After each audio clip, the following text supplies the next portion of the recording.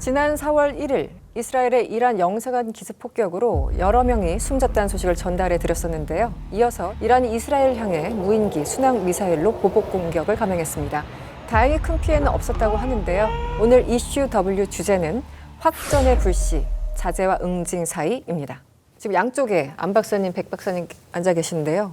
중동 현지 분위기가 어떤지 언론 보도랄까 혹은 거기 계시는 지인이랄까 어떤 현지 소식은 또 어떤가요? 분위기는? 이란 쪽에서는 바시지 같은 좀 약간 관변 단체들은 지금 행동을 열렬히 환호하지만 그 안에 국민들에게는 또 다른 경제 제재나 아니면 이스라엘의 직접 공격이나 이런 것들이 오면 더 힘들어지지 않을까 그런 걱정을 하고 있고 되게 좀 미묘한 감정들이 있는 것 같습니다. 네, 박사님은 이스라엘에서 공부를 네네. 하셨죠? 이란의 이스라엘 본토 공격에 대해서 제가 궁금해서 이스라엘 지인들에게 직접 연락을 취해봤습니다. 네네. 일단은 좀 양분되는 것 같습니다. 이스라엘 내에서도. 네네네. 네. 첫 번째 주장은 이란에 대해서 보복 공격을 하지 말아야 된다는 주장이 있었고요. 두 번째는 보복 공격을 해야 된다는 주장이 있었습니다. 보복 공격을 해야 된다는 주장도 크게 두 가지로 나누는데요. 보수적 입장에서 가진 이스라엘인들은 지금 당장 액션을 취해야 된다는 주장이고요. 네. 그에 반해서 약간 진보적인 입장에 있는 이스라엘인들은 군사적 액션을 취해야 돼. 지금은 아니다라는 거죠. 시기를 좀 보자. 네네. 왜냐하면 지금 하마스와의 전쟁 상태에 있고 언젠가는 군사적 액션을 취해야 된다. 그러나 지금은 아니다라고 말하고 있고요. 그러나 대체적으로는 군사적 액션을 취해야 된다는 게 이스라엘인들이 대부분의 정서인 것 같습니다. 네. 일단 이번 사건을 말씀을 드리자면 4월 1일부터 지금 반추해봐야 됩니다. 무슨 사건이 왜 그때부터 있었는지. 구정 기자님 처음부터 이 영사관 폭격은 왜 한 건지 얼핏 생각하면 이스라엘이 지금 하마스랑 전쟁하느라 바쁜데 왜 시리아에 그게 굉장히 궁금한데 네. 기술적인 타이밍만 봤다라는 분석이 있는 거예요. 그러니까 이렇게 정치적으로 지금 시리아에 있는 이란 시설을 공격을 하면은 이러한 파장이 번지겠지? 이렇게 정치적으로 생각을 한 게 아니라 지금 저기에 이란 군인들이 들어가 있어. 그러면 쟤네들을 죽이려면 군사적으로 봐서 지금 죽여야겠네, 모여 있으니까. 근데 이게 이런 식으로 해서 결정이 된다라는 게 말이 되나 싶은데 이제 그게 그런 분석을 실제로 그 이스라엘 군 쪽에 있었던 사람들이 나와서 분석을 하고 그래서 일각에서는 작년 10월 달에 하마스의 이스라엘 공격을 이스라엘이 오판했던 것처럼 이번에도 이란이 또 뭐 설마 우리한테 하면서 오판한 게 아니냐. 죽은 사람 중에서 레자 자헤디라고 하는 장성이 죽었습니다. 준장. 그게 꾸두스 군의 지금 어떻게 보면 헤즈볼라하고 네. 이란 혁명 수비대 군사 작전을 총괄하는 총책이거든요. 그러니까 이스라엘 입장에서는 명분은 있는 겁니다. 헤즈볼라가 우리 이스라엘에 대한 이런 공격을 하고 있는데 그거를 하는 우리 안보를 건드리는 총책을 우리가 잡는다라고 하는 거. 그리고 또 한 사람인데 사이드 이자디라고 하는 사람이 죽었는데 그 사람은 누구냐면 하마스와 이란 그 정규군의 군사 연락관입니다. 그러니까 네. 지금 무슨 회의 때문에 모였냐면 전반적으로 이스라엘에 대한 군사 공격을 협의하는 자리에서 거기를 공격한 거죠. 그래서 지금 말씀하신 대로 기술적으로 이때 공격을 하지 않으면 이 요인들을 한꺼번에 죽이지 못한다 해서 공격한 것도 있지만 또 한 가지 정치적인 이유도 있습니다. 뭐냐면 국제사회에서도 봐라. 이란이 저렇게 그 헤즈볼라 총책과 그 하마스 총책이 다 만나서 저런 일들을 꾸미고 있었다 그러면 여론은 조금 이스라엘 편을 들어줘 자위권 발동이라고 생각해 줄 거고 또 그거를 통해서 이란을 조금 끌어들여서 확전을 시켜야지 소위 말해서 네타냐후는 전시 내각을 유지하면서 갈 수 있으니까 그 잘 먹히는 전략일 거다라고 하고 했지 않았을까라고 하는 게 분석들 중에서는 가장 그래도 좀 합리적인 분석 아닐까 싶습니다. 그런데 여기서 이제 의문이 드는 게 이란 영사관은 시리아만 있는 것이 아닙니다. 네. 다른 레바논이라든지 다른 이집트라는 다른 국가에도 많이 있거든요. 그렇죠. 네. 그럼 왜 시리아에 있는 영사관을 선택했냐면 시리아가 이스라엘에 대한 잠재적인 위협에서 가장 크게 영향을 미치기 때문입니다. 특히 지난 2011년부터 2017년 동안 시리아 내전이 발발하면서 아사드 정권이 축출될 위기에 처했습니다. 네. 이때 아사드 정권의 2017년도에 복귀를 강력하게 권했던 게 러시아와 이란의 IRGC입니다. 네. 특히 이란이 지지나 후원 없이는 아사드 정권이 복귀가 불가능했습니다. 이런 가운데 이제 아사드 정권이 회복되고 아사드 정권이 이 시리아가 이번 하마스 전쟁에 있어서의 전초기지 역할을 충분히 할 수 있을 거예요. 그 이스라엘이 영사관을 폭격했다는 것은 시리아와 이란에 대한 강력한 시그널입니다. 이 시그널을 무시했을 때에는 네. 더한 보복이 갈 수 있다는 네. 사항이었고 더 이상 하마스 전쟁을 확전시키지 않기 위한 네. 이스라엘 강력한 시그널이라고 저는 개인적으로 생각하고 있습니다. 네. 일단 확실한 거 뭐냐면 이란이 관계를 가지고 있는 이란으로부터 어느 정도 연관성이 있는 무장 단체들이 있어요. 근데 각 무장 단체가 이란과의 관계가 우리가 예상한 만큼 활발하진 않아요. 전 이것을 글을 읽거나 아니면 칼럼들 읽으면서 하는 얘기 아니고 현장에서 목격했던 사람으로 말해요. 예를 들면 후티 반군이라고 하는 안사룰라히라든가 아니면 하마스라든가 이 두 개 단체하고 이란의 관계는 북한하고 러시아 정도? 일단은 같은 시아파라고 해서 같은 시아파 안에서도 5,2만파하고 12만파가 따르거든요. 군사력적으로는 서로 이익이 이제 일치되니까 이란이 도와주는 거지. 네네.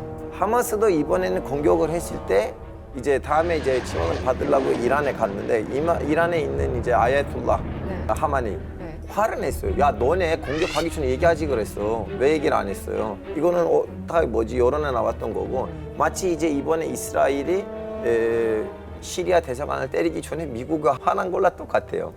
자 그러면 이 전쟁이 그 뭐라고 해야 되나 그 이스라엘이 시리아에 있는 그 영사관을 왜 때리냐. 근데 이스라엘 입장이면 저도 아마 그렇게 생각할 거야. 그동안 이렇게 하니까 이미 이란도 우리도 그리고 국제사회도 어느 정도 다 봐준 그 수준이니까 이것도 문제가 없겠지. 나름 이렇게 용인되겠지. 시마 샤인이라는 그 모사드를 담당했던 연구원이 있는데 이스라엘에서 이스라엘 여성분이 유태인분이고 이란 담당자예요. 그분의 글에서는 우리는 아마 이번에는 실수한 거 아닌가. 그런 우리 뉘앙스로. 이란이 너무 낮잡아본 거 아닌가. 저렇게 반격 안 할 줄 알아요. 네. 박사님, 이란과 이스라엘 사이가 뭐 그렇게 좋은 건 아니었어. 그 정도는 알겠는데 이렇게까지 군사적 충돌을 할 정도로 정말 철처지외수였던가 조금 헷갈릴 때가 있는데요. 네, 어떤 사이인가요? 분기점은 뭐 누구나 다 아시는 것처럼 1979년 이란의 이슬람 혁명 전으로 나눌 수 있겠습니다. 네. 이란의 이슬람 혁명에 있어서의 지도자였던 호메니움은 이스라엘을 유럽 제국주의의 전초기지로 주장했고요. 그러나 80년도에는 이란-이라크 전쟁이 발발합니다. 네. 그때 이스라엘과 이란은 이라크라는 공동의 적을 견제하기 위해서 서로 군사 정보를 공유를 했고요. 네. 특히 1981년 이라크의 오시라크 원자력 발전소, 핵발전소를 이스라엘이 공습을 파괴시키는데 그때 결정적인 정보를 제공한 게 바로 이란이었습니다. 이란과 이스라엘의 그 관계가 결정적으로 악화된 것은 바로 레바논 전쟁이었습니다. 1982년 레바논 전쟁. 네. 이스라엘은 피에로를 제거하기 위해서 1982년에 레바논에 군사적 작전을 수행합니다. 그리고 네. 성공적으로 피에로를 제거합니다. 그러나 피에로를 제거하는 대선에 헤즈볼라는 새로운 무장 조직이 만들어지면서 새로운 이스라엘의 안보 위협이 됩니다. 2011년에 그 시리아 내전이 발발하면서 쉽게 말하면 그 당시 시리아가 권력의 공백기가 발생했을 때 이란의 적극적 개입을 통해 가지고 네. 이란의 시아 벨트가 구축이 됩니다. 이란의 시아 벨트의 구축은 이스라엘에 있어서 직접적인 위협이 되었습니다. 그런 가운데 이란과 이스라엘은 2000년도 들어와서 이스라엘이 헤즈볼라라든지 하마스와의 저강도 전쟁을 수행하게 됩니다. 그 배후에는 이란이 있었고요.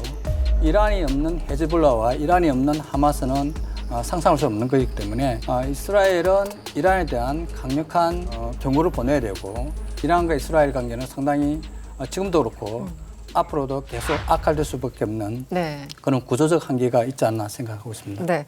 구정원 기자님, 지난주에 저희가 녹화 잠깐 쉬는 시간에 이란이 보복 공격을 할 가능성이 높다고 그렇게 예측을 하신 것 같은데 실제 그 일이 벌어졌습니다. 드론으로 일단 교란 작전을 펼치고 순항미사일, 탄도미사일 여러 가지를 날렸는데 300개 이상. 작전 굉장히 이상하죠? 네. 그게 러시아가 우크라이나에 쓴 작전이라고 하는데 어쨌든 근데 뭔가 일종의 약속 대련처럼 미리 다 알리고 굉장히 네. 그 표현들이 보면은 외국 언론들의 평가가 안무를 짜듯이 한마디로 네. 짜고 친 외신의 네, 표현에. 네.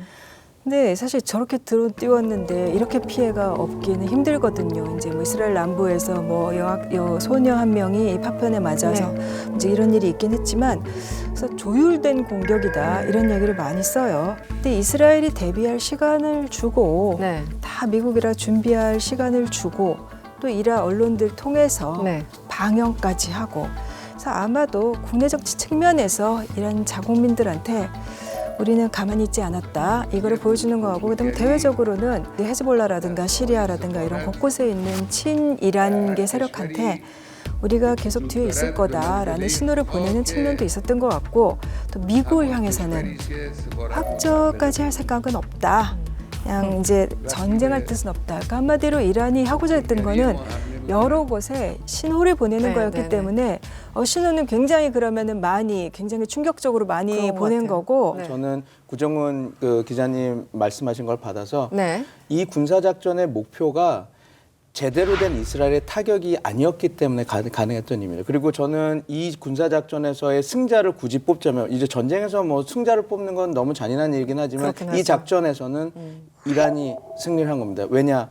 처음으로 자기네들 자국민한테 어찌됐건 영토를 공격을 당했습니다. 그럼 자국민들한테 이제 우리 정부가 가만히 있지 않는다는 걸 보여줘야 되는데, 네. 최초로 이스라엘 본토를 타격하는 모습을 보여주면서 네. 우리 정부가 그렇게 물 같은 정부가 아니다라는 걸 보여줬습니다. 그다음에 이제 공을 던져서 공격을 해서 이스라엘은 내가 시리아 공간을 공격함으로써 국제사회에서 정전해라는 거를 좀 걷어들이고 네. 자기네들의 운신의 폭을 넓히려고 그랬는데, 오히려 미국이 더 나서서 야 네가 이긴 거야. 99번 그만해. 했으니까 그러니까 공격하지 마 이렇게 되니까 이스라엘 입장에서는 미국이 나한테 힘을 실어줘서 이란 때리러 가자 이렇게 해줘야 되는데 갑자기 말리는 건데, 저는 이게 되게 군사작전 중에서 외교 군사작전에서는 되게 성공적인 작전이 아니었을까. 네, 이란 외무부는 유엔 헌장 51조, 그러니까 셀프 디펜스, 자위권을 얘기하면서 본인들의 권리라고 주장을 하고 있는 그런 상황입니다. 박사님, 그래서요, 지금 바이든이 네타냐후를 계속 말리고 있어요. 네, 계속 말리고 있는데 지금 실제 미국은 어떤 마음일까요? 저 개인적 생각은 미국의 대중동 정책은 대체로 성공하지 못했습니다. 네. 실패했습니다. 미소 냉전 시기에 네. 미국은 소련을 봉쇄하기 위해서 바그다드 조약이라든지 센토 조약을 군사 동맹 조약을 했는데 이게 붕괴되고 맙니다. 네. 그럼 미국이 세 차례에 걸쳐 중동에 군사 개입을 하게 됩니다. 첫 번째가 1991년에 제1차 거풀 전쟁이 있습니다. 네. 제1차 거풀 전쟁에 있어서 미국은 쿠웨이트에서 이라크를 회복시키는데 성공하지만 사담 후세인을 제거하지 못했습니다. 그리고 2001년도에 아프간 전쟁이 발발합니다. 네. 아프간 전쟁은 2001년도부터 해가지고 2021년도인데 미국 역사상 가장 최장기의 전쟁이었습니다. 그러나 결론은 탈레반의 복귀였습니다. 네. 세 번째 군사 개입은 2003년도 이라크 전쟁이었습니다. 2004년부터 2011년도였는데 물론 사담 후세인을 제거를 성공합니다. 그러나 사담 후세인의 제거는 우리가 속칭 말하는 미국이 판도라 상자를 열어버렸습니다. 그 이후부터 중동은 걷잡을 수 없는 정치적 불안정을 맞게 됐고요.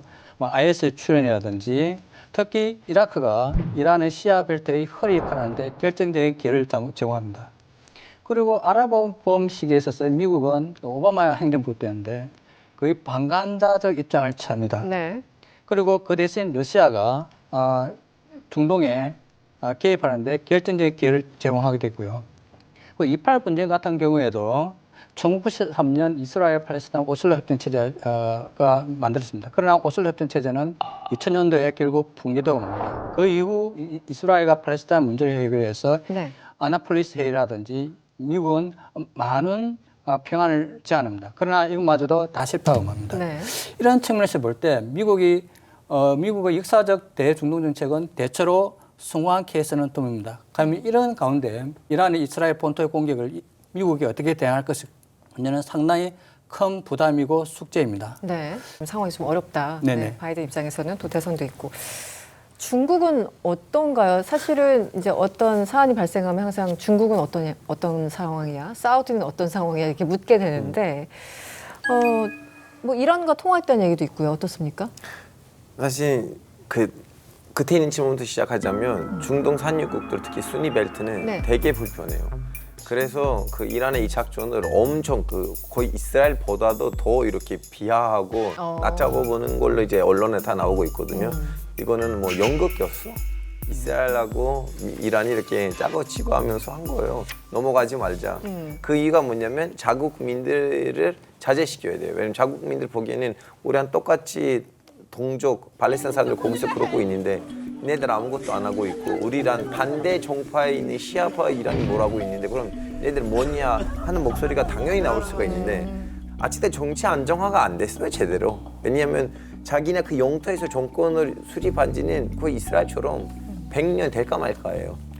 근데 이제 중국은 이제 또 기사에 나왔잖아요. 미국이 좀 자제해달라고 부탁을 했다면서. 왜냐면 이란이랑 사이가 좋은데 중국이 거절했어요. 근데 중국이 거절한 거는 단순히 야 미국 네가 만든 아수라장인데 나는 왜 정리해야 되냐 그것뿐만 아니고 왜 나를 끌어들여 뭐 이런 그것뿐만 아니고 플러스 아시다시피 중국에 이제 1대1로가 있는데 이것 때문에 또 이제 서양 세계가 좀 약간 불편한 거 있어요. 그래서 대응으로 아이맥 멜트를 만들었어. 아이맥 이제 인디안 미들 이스트 에코노믹 거리도르.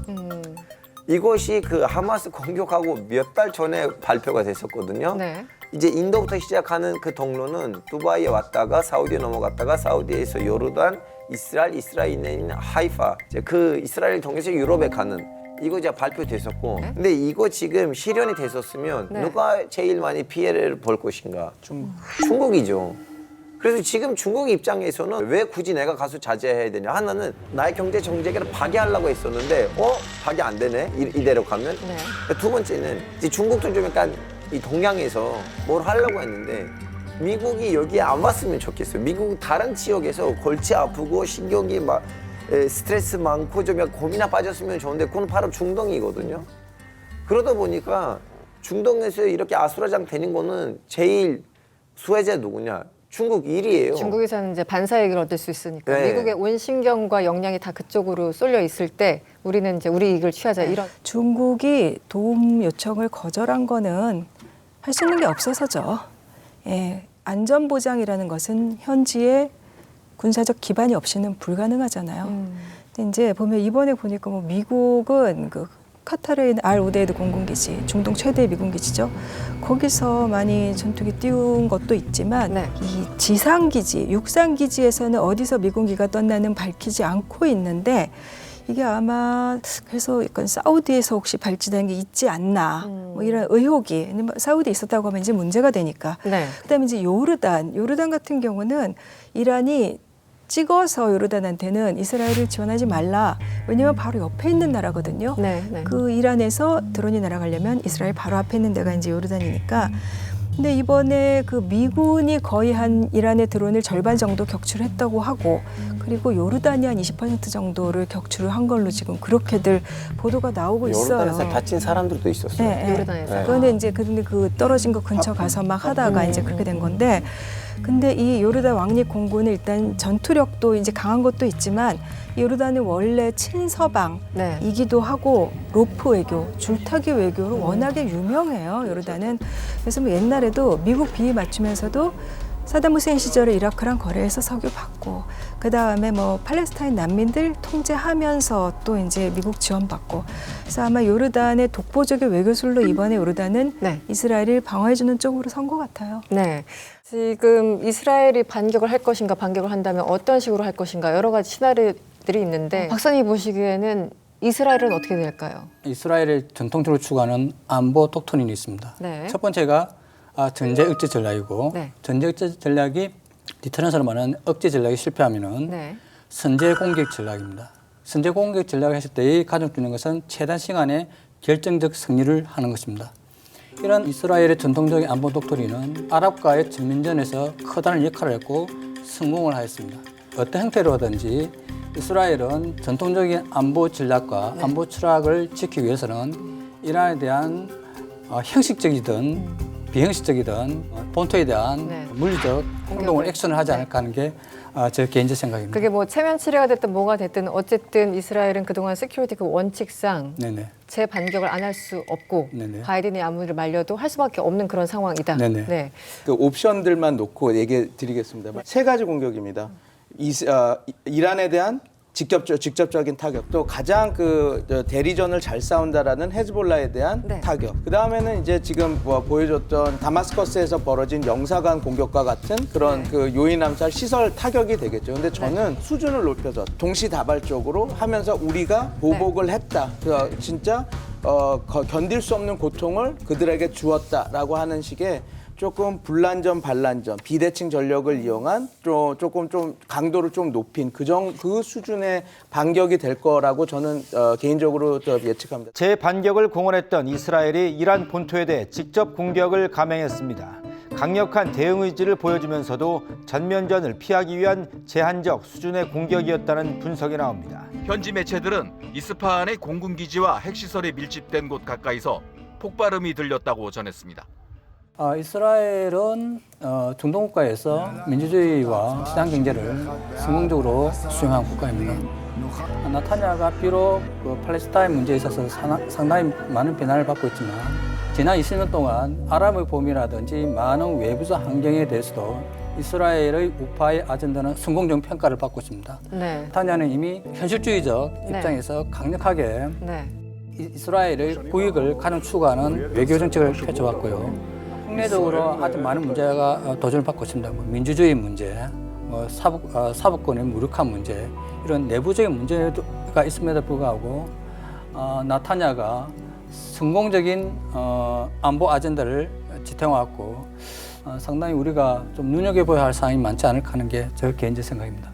네, 지금 우리는 또 항상 우리한테 어떤 영향이 있는지 우리가 무엇을 대비해야지는 생각을 해야 되는지 궁금한데 만약에 확정이 된다면 이 전쟁이 우리나라에는 무조건 마이너스 아닙니까? 이란이 또 호모 제협을 막아버리면 또 거길로부터 이제 이란 거라든가 카타르 거라든가 아니면 아랍에미레이트 거라든가 거길로부터 우리한테 오는 물자들도 이제 영향을 받으니까 우리는 피해를 안 볼 리가 없죠. 그렇죠. 네. 이 호르무즈 해협이 막혀서 그런 시나리오는 거의 엔드게임이죠. 왜냐하면 이란도 그 호르무즈 해협을 통해서 여러 가지 자기네들의 무역을 해야 되는데 그게 막히는 거니까 그거는 이게 이제 갈 때까지 갔다라고 하지 않으면 끊이지 않을 것입니다. 그러나 그 호르무즈 해협이 막히는 그런 이스라엘과 이란의 전면전 상황이 되면 그렇게 되면 아마 우리 경제나 에너지 안보 측면에서 원유가 올라가고 또 수급에도 문제가 생기거든요. 왜냐하면 우리나라는 중동에서 60% 석유를 수입을 하고 있는 나라이기 때문에 일본은 90%입니다. 에너지 안보 차원뿐만 아니라 경제 산업에도 크게 영향을 끼치겠죠.